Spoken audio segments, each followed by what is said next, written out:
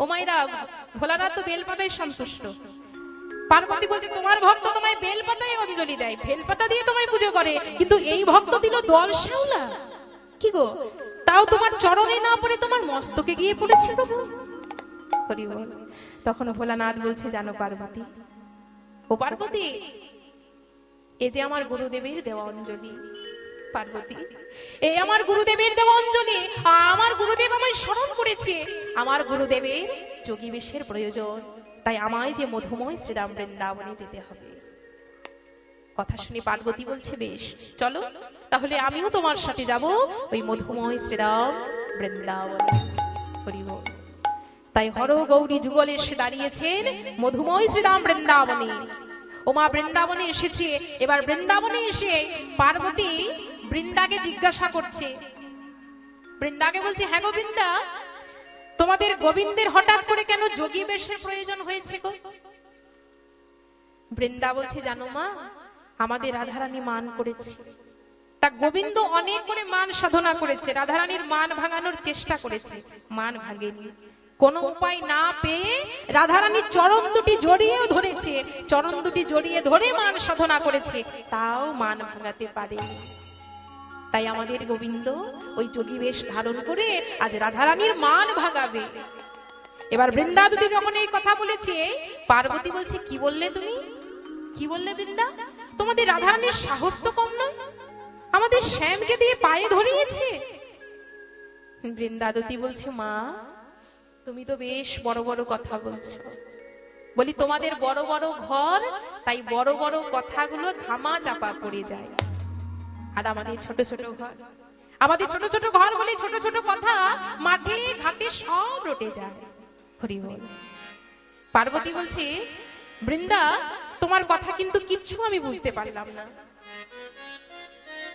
বৃন্দা বলছে মা, একটু একটু ভেবে বলবে, একটু বিচার করে বলবে। যেদিন সহস্র ক্রন্দ রাবণকে বধ করে ভোলানাথের ওই বুকের মধ্যে পা রেখেছিল, ভোলানাথের বুকের মধ্যে পা রেখেছিল, এবার তুমি একটু বিচার করে বলো, পদ দেওয়া ভালো নাকি পদ ধরা ভালো? নিতাই গৌর হরি বল। পার্বতী দেখছি বৃন্দার সাথে তো কথাই আমি পারবো না, বলে প্রভু চলো প্রভু, আমরা তো গোবিন্দকে যোগী বেশ দিলাম, এবার আমরা কৈলাসে ফিরে যাই, আর দেরি করো না প্রভু চলো। তাই হর গৌরী মনের মতো করে সাজিয়ে দিয়েছে, নিজের হাতে করে আমার গোবিন্দকে যোগী বেশে সাজিয়েছে মা, আর মনের মতো করে সাজিয়ে দিয়ে তারা কৈলাসে ফিরে গেছে। আর গোবিন্দ আমার আজ অপরূপ ভাবে সাজসজ্জা করেছে যোগী বেশে। তার শোভাটি কেমন হয়েছে দেখো, চাচর চিকুর কেশে আজ জটা পাকাই উলুধ্বনি, চাচর চিকুর কেশে জটা পাকাইল, চাচর চিকুর কেশে জটা পাকাইল, কিবা শোভা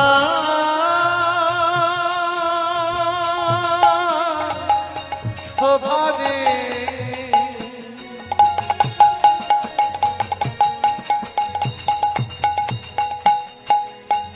এই মথুরা বৃন্দাবন।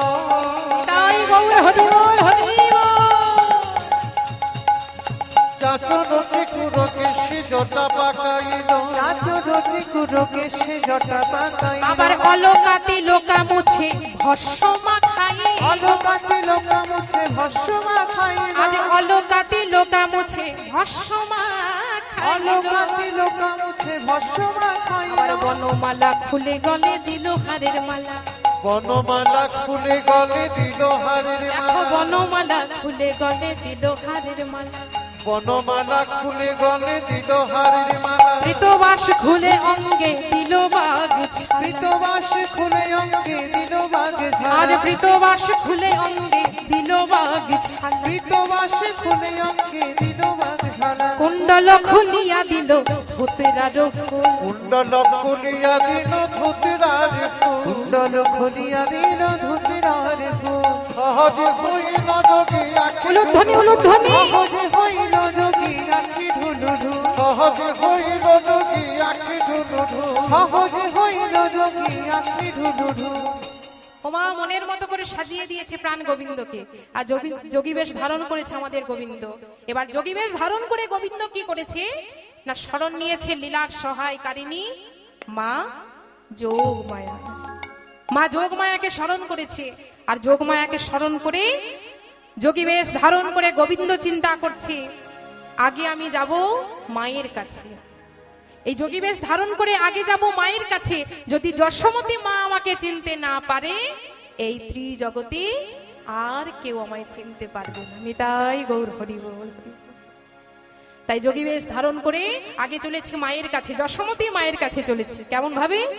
এত বলি যোগীবর গমন করিল, এত বলি যোগীবর গমন করিল, আর এত বলি যোগীবর গমন করিল, এত বলি যোগীবর গমন করিল। দেখো মায়েরও কাছেতে আসি উপনীত হলো, মায়ের কাছেতে আসি উপনীত হলো, মায়ের কাছেতে আসি উপনীত হলো, মায়ের কাছেতে আসি উপনীত হলো।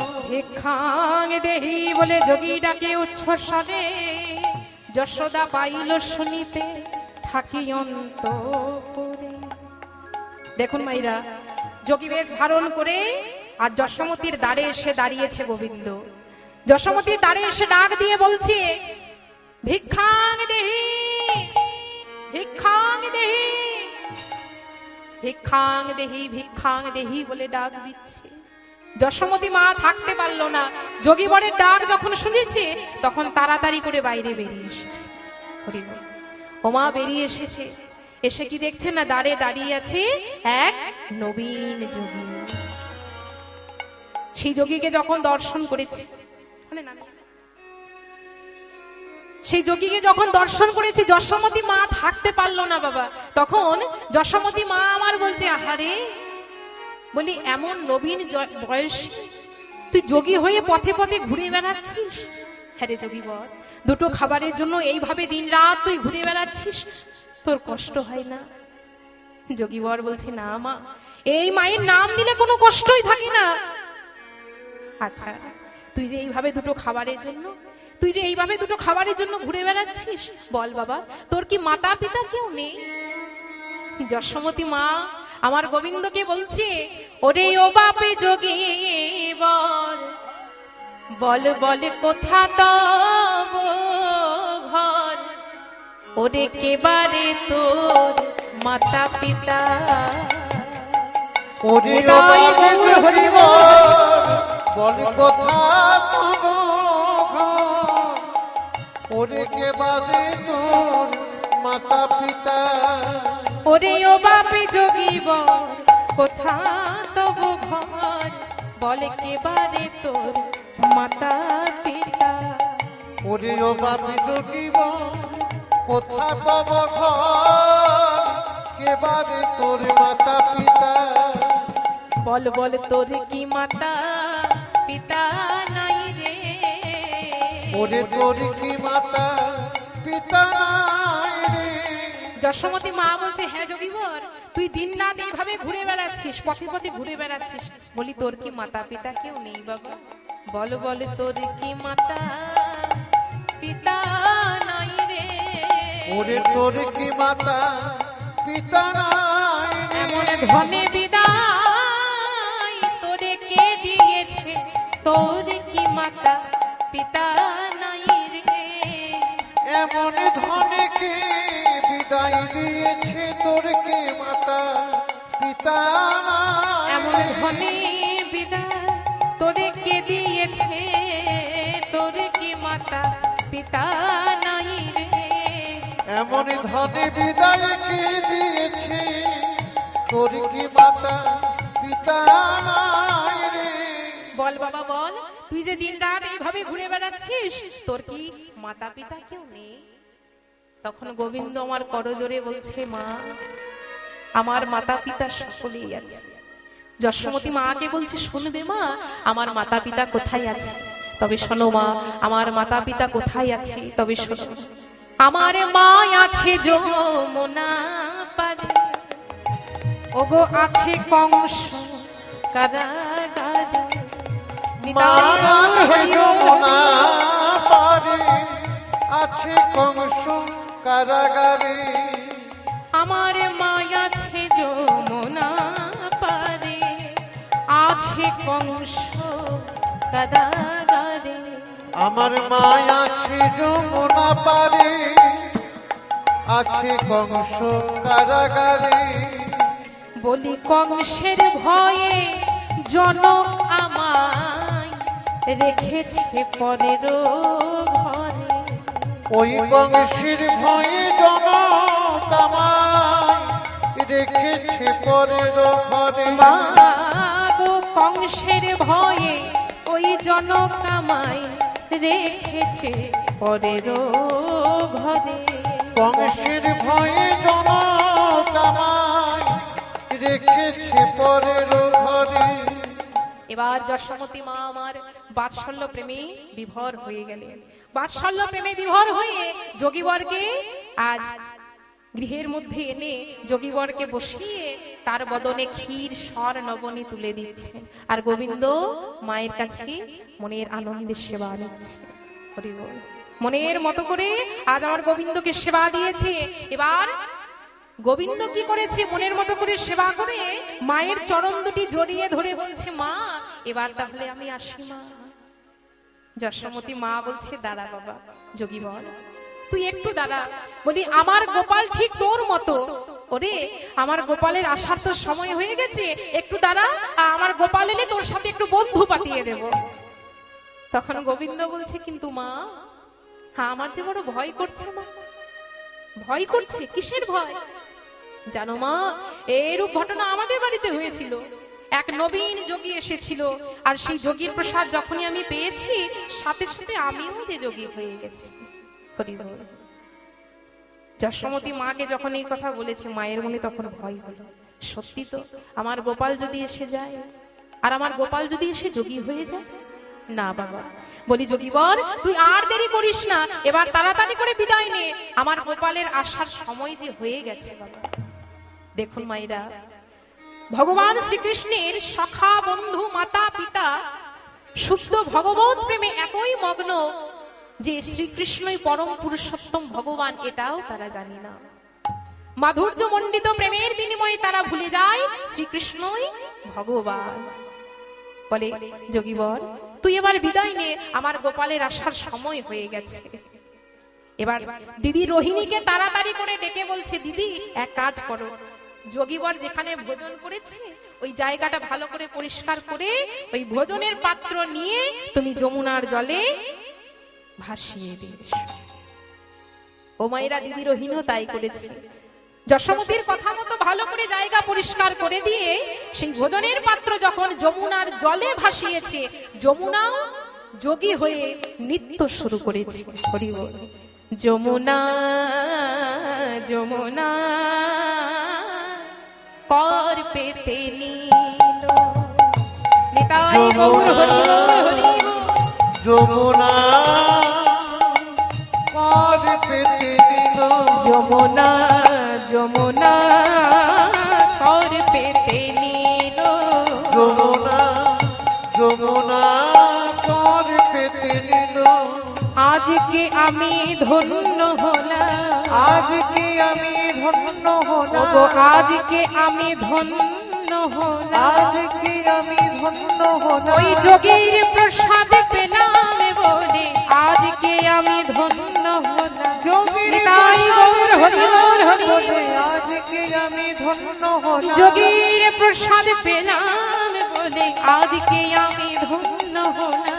যোগীর প্রসাদ পেলাম বলে আজকে আমি ধন্য হলাম। দিদি রোহিণী ছুটতে ছুটতে এসে দাঁড়িয়েছে মা যশোমতীর সম্মুখে, এসে বলছে, এই যশোদা কি হয়েছে জানিস? তোর কথা মতো ওই ভোজনের পাত্র যখন যমুনার জলে ভাসিয়েছি, অমনি যমুনাও যোগী হয়ে নৃত্য শুরু করেছে। দেখুন মায়েরা, যশোমতী মায়ের মনে তখন আরো ভয় হয়ে গেল, সত্যি যদি আমার গোপাল যোগী হয়ে যায়। তাই তাড়াতাড়ি করে যোগীবরকে বলছে, যোগীবর আর তুই দেরি করিস না, এবার এখান হতে বিদায় নে বাবা, এবার তুই ফিরে যা, আমার গোপাল যে এবার চলে আসবে, গোপালের আসার সময় হয়ে গেছে। তাই আমার গোবিন্দ মা যশোমতীর শ্রীচরণে প্রণাম জানিয়ে মায়ের কাছ হতে বিদায় নিয়ে চলেছে জটিলা মন্দিরের পথে। এত বলি যোগীবর গমন করিল, এত বলি যোগীবর গমন করিল, এত বলি যোগীবর গমন করিল, এত বলি যোগীবর গমন করিল। আবার জটিলা মন্দিরে আসি উপনীত হলো। জটিলা মন্দিরে আসি উপনীত হলো, জটিলা মন্দিরে আসি উপনীত হলো, ওই জটিলা মন্দিরে আসি উপনীত হলো। ভিক্ষাং দেহি ভিক্ষাং দেহি ভিক্ষাং দেহি ভিক্ষাং দেহি বলে ডাক দিচ্ছে। জটিলা মন্দিরের দ্বারে এসে আজ গোবিন্দ ডাক দিয়ে বলছে ভিক্ষাং দেহি। জটিলা শুনতে পেয়েছে সেই ডাক। এবার যোগীবরের ডাক যখন শুনতে পেয়েছে তখন কুটিলাকে ডাক দিয়ে বলছে, কুটিলা এক কাজ কর মা, বলি দ্বারে এক যোগী এসেছে, তুই তাকে কিছু ভিক্ষা দিয়ে আয় তো। কুটিলা কি করেছে দেখুন, ভালো করে মায়ের কথা মতো ভালো করে ভিক্ষা সামগ্রী সাজিয়ে নিয়েছে। এবার ভিক্ষা সামগ্রী সাজিয়ে নিয়ে যোগীবরকে ভিক্ষা দিতে চলেছে। দ্বারে গিয়ে বলছে এই নাও যোগীবর ভিক্ষা নাও। কুটিলা যখন ভিক্ষা দিতে গেছে মা, গোবিন্দ মার ইশারায় জানিয়ে দিয়েছে যে কোনো পতিহীনা নারীর হস্তে আমি ভিক্ষা নেব না। পতিহীনা অর্থাৎ যে জগৎপতি ভজনা করে না, যে জগৎপতি ভজনা করে না সেই ভজনাহীন নারীর হস্তে আমি ভিক্ষা নেব না। নিতাই গৌর হরি বল হরি। কুটিলা মায়ের কাছে ফিরে এসে বলছে, জানো মা, ও মা, যোগীবর তো আমার হাতে ভিক্ষা নেবে না। যোগীবর নাকি এক ব্রত করেছে, আমার হাতে ভিক্ষা নিলে তার নাকি যোগী ব্রত নষ্ট হয়ে যাবে। বলছে সে কি রে, কিন্তু খালি হাতেও যদি বিদায় নেই, খালি হাতে ফিরে গেলেও অমঙ্গল হবে। জটিলা বলছে এক কাজ কর কুটিলা, তাহলে আমাদের বৌমাকে পাঠিয়ে দে ওই যোগীবরকে ভিক্ষা দেওয়ার জন্য। কুটিলা বলছে ঠিক বলেছো মা, তবে তোমার বৌমাকে পাঠিয়ে দাও। তাই রাধারানীকে ডাক দিয়ে বলছে, বৌমা বৌমা, বলি দ্বারে এক নবীন যোগী এসেছে, এক কাজ করো, তুমি কিছু ভিক্ষা সামগ্রী নিয়ে সেই যোগীবরকে একটু ভিক্ষা দিয়ে এসো। রাধারানী যেই না মায়ের মুখে যোগীবরের কথা শুনেছে, দেখুন যোগীবরের নাম শোনা মাত্রই চমকে উঠলেন শ্রীমতী রাধারানী। তাই রাধারানী আমার মায়ের মুখে যখন যোগীবরের নাম শুনেছে, দেখুন যোগীবরের নাম শোনা মাত্রই তখন ভয়ে চমকে উঠেছে রাধারানী। এবার ভিক্ষা তো দিতে হবে মা, তাই কি করেছে, ভয়ে ভয়ে ভিক্ষা সামগ্রী সাজিয়ে নিয়েছে। সেই ভিক্ষা সামগ্রী সাজিয়ে নিয়ে চলেছে যোগীবরকে ভিক্ষা দেবে বলে। তাই রাধারানীর মনের মধ্যে কিন্তু ভয়ও আছে, সেই ভয় নিয়ে চলেছে যোগীবরকে ভিক্ষা দেবে বলে। তাই দাঁড়ে গিয়ে যোগীবরকে ডেকে বলছে, যোগীবর নাও নাও যোগীবর, এবার ধরো ভিক্ষা ধরো, অধিক দাঁড়াবার আমার সময় না। বলছে নাও যোগীবর, তুমি তাড়াতাড়ি করে ভিক্ষা নাও। রাধারানী যেই না ভিক্ষা দিতে গেছে মা, গোবিন্দ আর থাকতে পারল না। গোবিন্দ ইশারায় তখন জানিয়ে দিয়েছে, ইশারায় বলছে ও রাধে, ও ভিক্ষা তো আমি চাইনি রাধে। রাধারানীকে বলছে ও ভিক্ষা আমি চাইনি রাধে।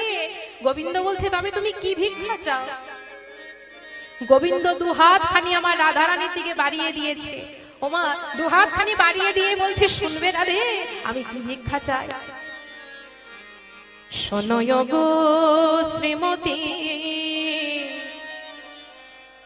কৃষ্ণের পতি, তো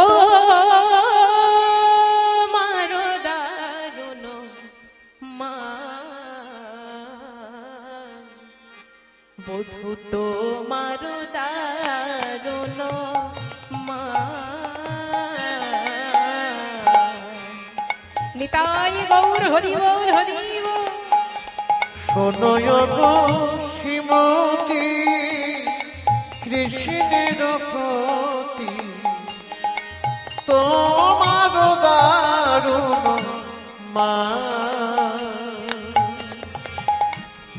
তোমার দারুণ মা। শোন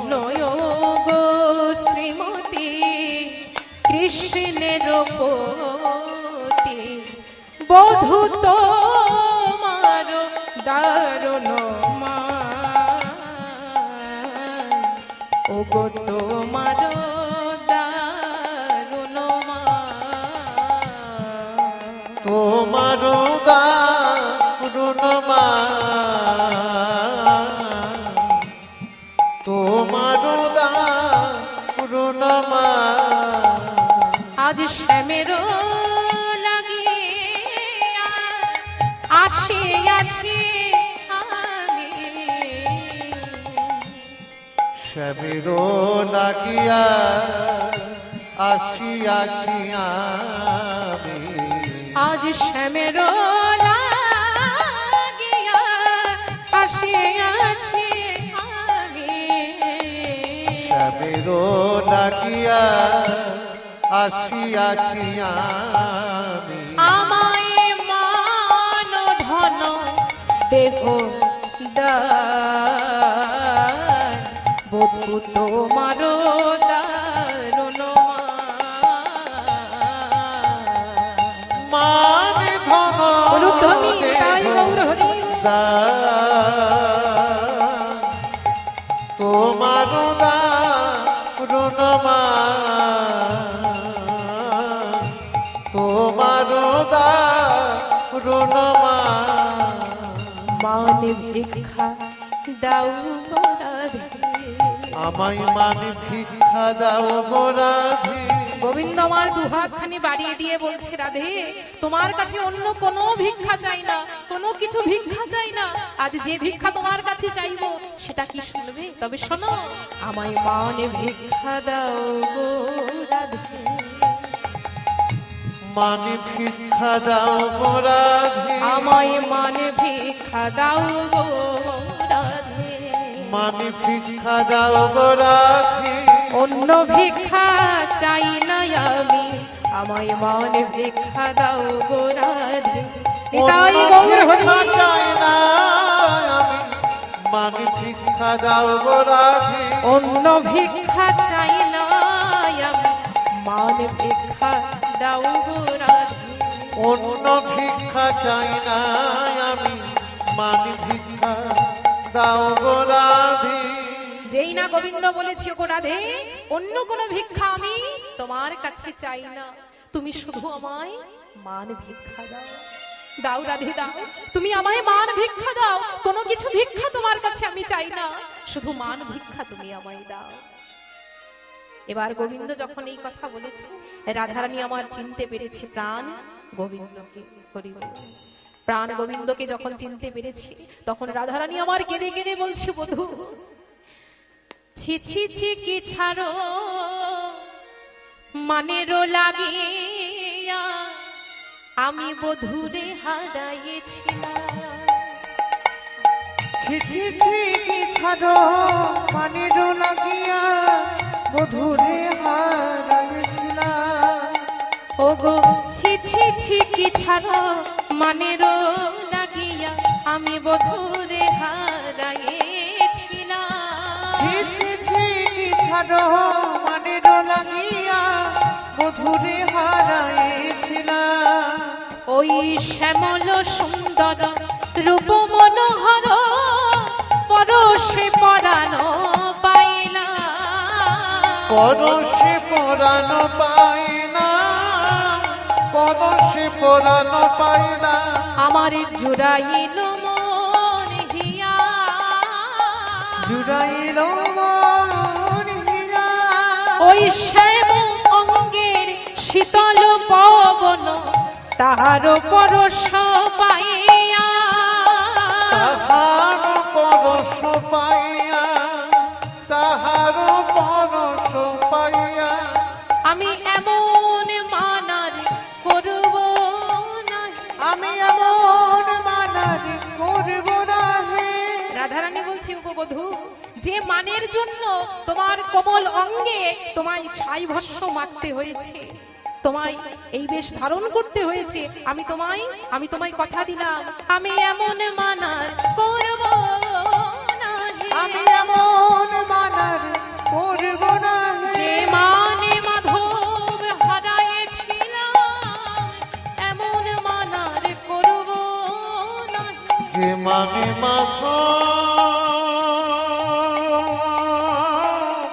হারায়ে হারায়ে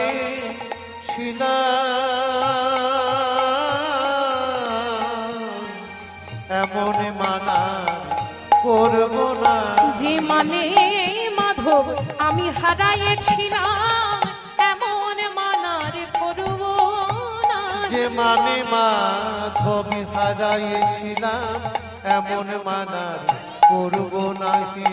বধূ আমি তোমায় কথা দিলাম, যে মানের জন্য তোমাকে এই বেশ ধারণ করতে হয়েছে, যে মানের জন্য তোমার কোমল অঙ্গে ছাই ভস্য মারতে হয়েছে, বধূ এ ছাড় মান আমি যার কোনোদিন করব না। আমি তোমায় কথা দিলাম বধূ, এই মান আমি আর কোনোদিন করব না।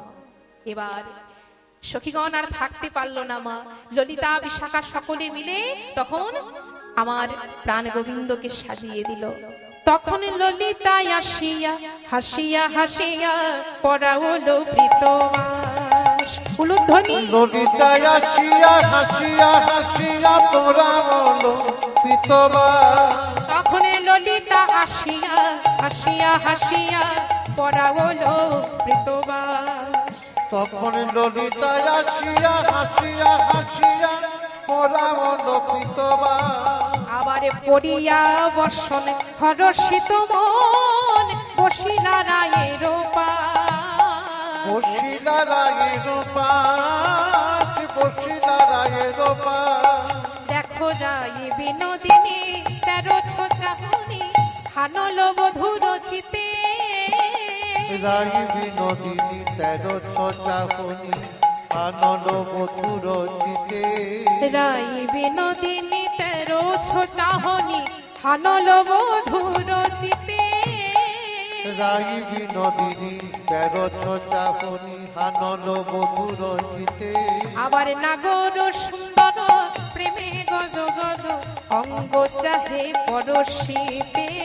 নাগর অঙ্গ চাহে পরশিতে।